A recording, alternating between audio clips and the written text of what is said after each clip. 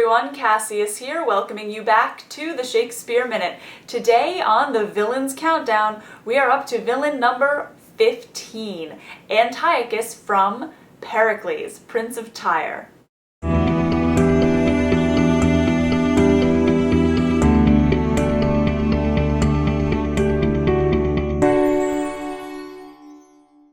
This is one of our one-hit wonders. He really only features in the very beginning of the play, but he is so wildly evil that you almost have to steady yourself. He's a king of Antioch, makes sense, and he basically comes in for one scene at the very beginning of Pericles, Prince of Tyre, to kick off all the action of the crazy play. Pericles, as I mentioned last time in the Dionyza video, he's a bit of a wanderer. He's bouncing from city-state to city-state, and the reason for this is his run-in at the very beginning of the play with our villain.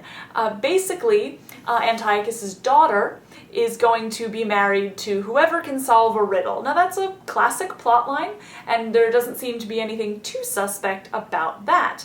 Of course, the typical rules apply. If you solve the riddle, you can marry her, but if you don't, you will die.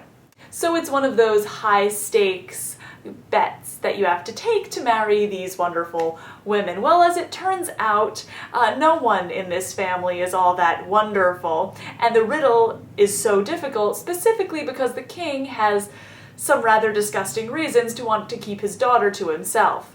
This king unto him took a peer, who died and left a female heir, so buxom, blithe, and full of face, as heaven had lent her all his grace, with whom the father liking took, and her to incest did provoke. That child, worse father, to entice his own to evil, should be done by none. But custom what they did begin was with long use counted no sin. The beauty of this sinful dame made many princes hither frame to seek her as a bedfellow, in marriage, pleasure's playfellow, which to prevent, he made a law to keep her still and men in awe. But whoso asked her for his wife, his riddle told not, lost his life.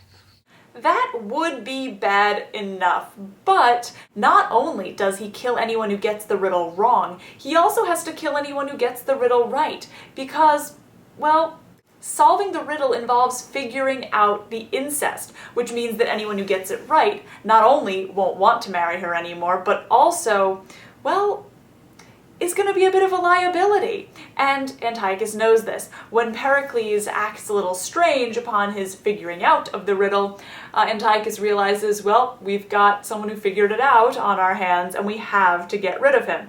He attempts to have Pericles killed for this, thus setting Pericles off on the rest of his adventures. He stops off at home, tells his close advisors about what happened, and then has to flee to keep ahead of the murderers. The last we hear of Antiochus and his daughter, they are spontaneously killed, presumably by the gods' intervention for their wickedness. Yes, I know I say their wickedness, that's the play's morality, not mine. I think bad child, worse father. It's a bit of an understatement on the worse father bit, but not the point. The point is, Antiochus shocks us into paying attention in the very beginning of the play and sets off all the mayhem that will unfold by setting Pericles on his whirlwind tour of the rest of the Greek city-states. So, for the crimes of incest and serial murder, Antiochus jumps up to spot number 15 on the villains list. Till tomorrow, I'm Cassius. Think of the world.